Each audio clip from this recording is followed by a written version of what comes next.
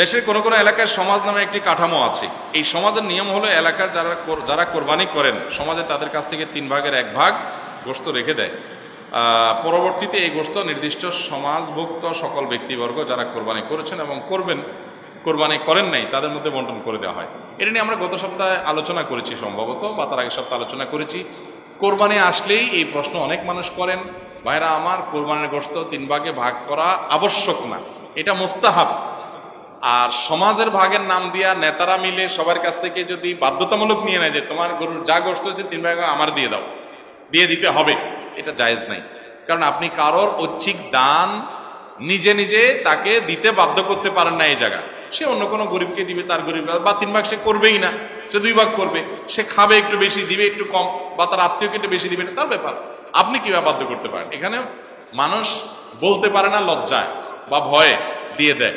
কিছু মানুষের মাতবরি জাহির হয়, ওনারা অনেকে কষ্ট দিয়েছেন, বাবা কুড়াইছেন, নেতাগিরি হয়। আর এই পরের ধরনের পোদ্দারি এটা করার জন্য অনেকে এই কাজগুলো করে, এটা উচিত। হ্যাঁ, যদি উইলিংলি সবাই করে, একটা গরুতে কয়েকজন ভাগিদার হন, সবাই মিলে 3 ভাগ করলেন, সবাই উইলিংলি করেছেন, কেউ তাদেরকে বাধ্য করেন, এটা তাদের অবশ্যই জায়েজ। টেলিভিশনে অনেক সময় মহিলারা সংবাদ পাঠ করে, সেক্ষেত্রে টেলিভিশনের সংবাদ দেখা জায়েজ হবে কিনা? এখন আজকাল বেশিরভাগ মানুষই আমরা সংবাদ পাঠ করি, আর সংবাদ পাঠ মহিলারাই বেশি করে কেন বলেন তো? পুরুষ সংবাদ পাঠক আছে কিন্তু পরিমাণে খুব। কাহিনী কাহিনী বুঝতে বাকি আছে। মানে যেখানে যেখানে নারীর শরীরকে পণ্য হিসাবে উপস্থাপন করে কামানো যাবে, টেলিভিশন কর্তৃপক্ষ দর্শকদেরকে টানতেছে। কি দিয়া? ওই ভদ্র মহিলা দিয়া। শুনতে খারাপ শোনা যায়, কিন্তু বাস্তবতা এটা না। রিসেপশনে কেন একটা সুন্দরী নারী সেজে গুজে বসতে হবে?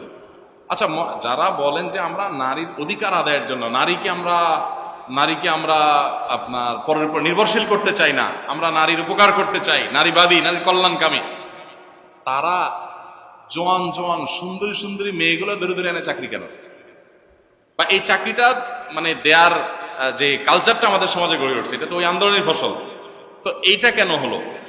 হওয়া তো দরকার ছিল উল্টা। কোনটা? বুড়ো বুড়ো অসুন্দর অসুন্দর মহিলা করে বেশি চাকরি দেওয়া দরকার ছিল। কারণ যেমন বৃদ্ধা নারী যারা আছে, বৃদ্ধা নারী, এই বেচারাদের চলতে বেশি অসুবিধা হয় না, যুবতীদের চলতে বেশি অসুবিধা হয় বৃদ্ধাদের। কারণ বৃদ্ধাদেরকে কেউ কোথাও চাকরি দেয় না, তো বৃদ্ধাদেরকে নিয়ে নিতে চাকরি দেওয়া হয় না। যুবতীদেরকে কেন দেওয়া হয়? বুঝতে বাকি আছে কেন দেওয়া হয়। আবার মানে অবিবাহিত হইতে হবে, বয়স কম হইতে হবে, সুশ্রী সুন্দরী হইতে হবে, তা না হলে চাকরি হবে।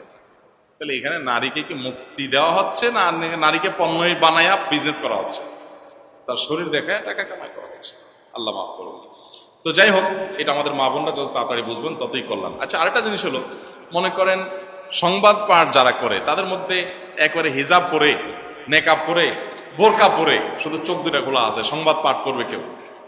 কোনো চ্যানেল চাকরি দিবে? কোন চ্যানেলে যায় যদি বলে আমি সংবাদ পাঠিকা হিসাবে, আমার কণ্ঠ অসাধারণ, আমার উচ্চারণ খুবই শুদ্ধ, আমি জার্নালিজমে ঢাকা ইউনিভার্সিটিতে অনার্স মাস্টার্স করেছি, আমি একটু সংবাদ পাঠ করব, একদম প্রমিত বাংলা উচ্চারণ করতে পারি আমি, কি বলেন? কোন চ্যানেল অ্যালাউ করবে? কেন করবে না? বোরকা বা একেবারে বোরকা বাদ দেন, শুধু যদি বলে আমি একেবারে নেকাব টেকাব করে করবো, তাও দু একটা চ্যানেলে দেখা যায় নামকে আসতে হয়তো বা, কিন্তু কোন চ্যানেল সাধারণত অ্যালাউ করবে না। কাহিনী কি বলেন তো? কাহিনী হলো, আরে তোমাকে দেখতে দিতে হবে, তো আমার কাস্টমার খুশি করতে হবে না? এলো খোলাসা কথা, এটি হলো আসল কথা। আল্লাহ মাফ করুন। তো যাই হোক, এই সমস্ত সংবাদগুলো দেখা, এগুলো আপনার দেখতে সময় ব্যয় করা, এগুলো দেখতে গিয়ে চোখের জেনা করা কোনো অবস্থাতে জায়েজ হতে পারে না।